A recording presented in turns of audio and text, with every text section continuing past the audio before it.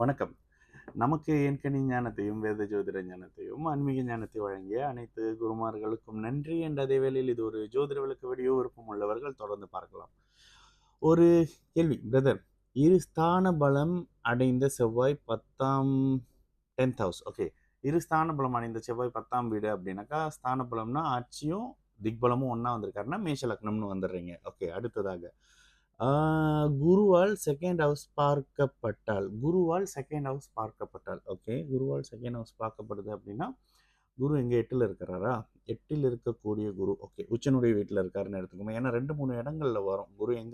எங்க இருந்தாலும் பார்ப்பாரு அப்படின்னாக்கா, ஒன்று மகரத்துல இருந்தா 2ஆம் இடத்தை பார்ப்பாரு, அல்லது 8ஆம் இடத்துல இருந்தா 2ஆம் இடத்தை பார்ப்பாரு, அல்லது கன்னியில இருந்தா 2ஆம் இடத்தை பார்ப்பாரு. இதுல எந்த இடம்னு சொல்றீங்க அப்படின்னு தெரியல. பட் கன்னியில இருந்தா செவ்வாயை பார்ப்பாரு 5ஆம் பார்வையா. ஓகேங்களா? சரி, இப்போ அடுத்ததாக பார்க்கப்பட்டால் சுபத்துவம் அடைந்து பார்க்கப்பட்டால் சுபத்துவம் அடைந்து காமா இருக்க முடியுமா பிரதர்? ஈவன் இஃப் இசி லக்னம் கேன் த கேரக்டர். ஓகே, லக்னத்தை பார்க்குறாரு அப்படின்றது செவ்வாய் சிம்மத்தில் இருந்தால் ஒரு லக்னத்தை பார்ப்பாரு.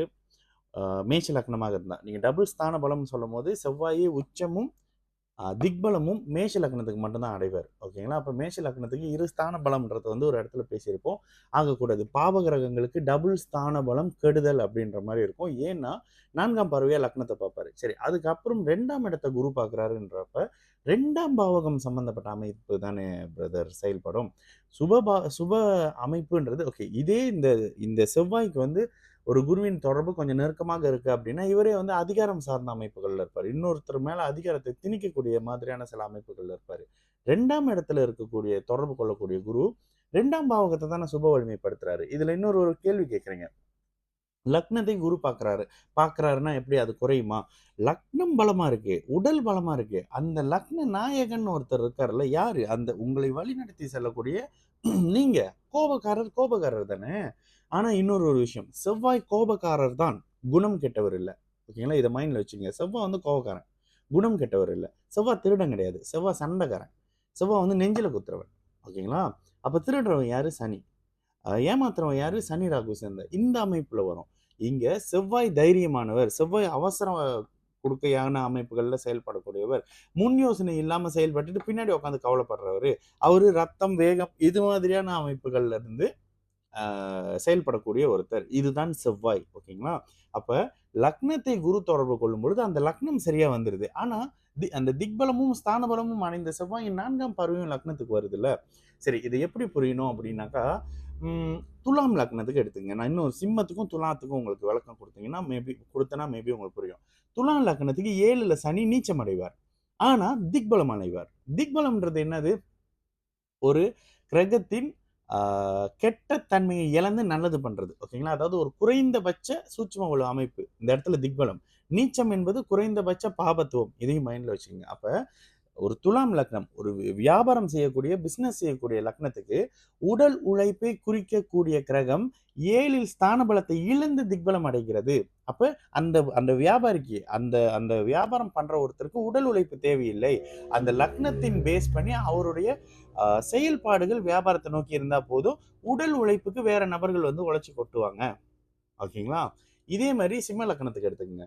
சிம்ம லக்னத்துக்குன்னு எடுத்தீங்கன்னா, சிம்ம லக்னத்துக்கு சனி வந்து 6 7ஆம் அதிபதியா வர்றாரு. இந்த 7ஆம் அதிபதியான சனி ஆல்ரெடி ஆட்சியா இருப்பாரு. 7ல இருக்கும்போது திக்பலமா இல்லை. இங்க திக்பலத்துல அவர் இருக்கக்கூடாது. ஓகேங்களா? இங்க டபுள் ஸ்தான பலம் வந்துருது. அந்த டபுள் ஸ்தான பலம் என்ன பண்ணும்? சிம்மத்தை கெடுக்கும்.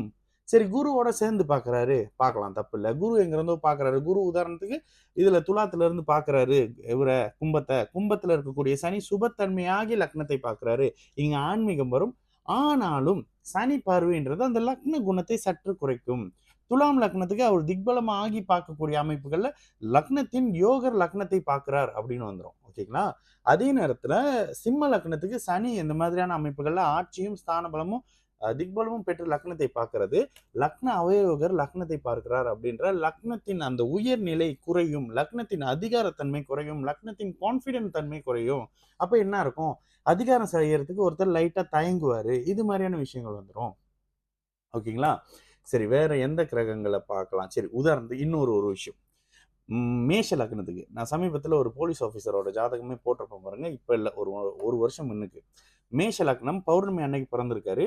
லக்னத்துல புதன் திக்பலம். லக்னத்துல புதன் திக்பலம். அவர் வந்து அவயோகர் தான். புதன் வந்து எப்பொழுதுமே மேஷ லக்னத்துக்கு நல்லது பண்ண மாட்டார். ஆனா, அவருக்கு லக்னத்தில் இவரு புதன் இருந்ததால, அந்த புத்திசாலித்தன காரகம் அந்த ஜாதகருக்கு இருக்கும். கெடுதல்கள் தசையில தான் நடக்கும். ஓகேங்களா? கெடுதல் எப்ப நடக்கும்? தசையில நடக்கும். காரகம் வாழ்க்கை முழுக்க நடக்கும். ஆதிபத்தியம் தசையில மட்டும் நடக்கும். ஓகேங்களா? இந்த மாரியான விஷயத்துல புரிஞ்சு பாருங்க. உங்களுக்கு அப்படியே, ஆமா அத பாரு அழகா அப்படியே துல்லியமா எடுத்து குடுத்துருதுல்ல, அப்படின்ற மாரி இருக்கும். இதுல என்ன பியூட்டின்னா, இவ்வளவு விஷயமும் சொல்லும்போது, எந்த ரெஃபரன்ஸ் இல்லாம இப்படி பார்த்தே பேசுறேன் பார்த்தீங்களா? இந்த மாதிரி வந்துட்டீங்கன்னு வச்சுக்கோங்களேன், நெறைய போலி ஜோதிடர்களை விரட்டி விடலாம். ஓகேங்களா? நல்லது நடக்கும். எல்லாரும் நல்லா இருப்போம். வணக்கம்.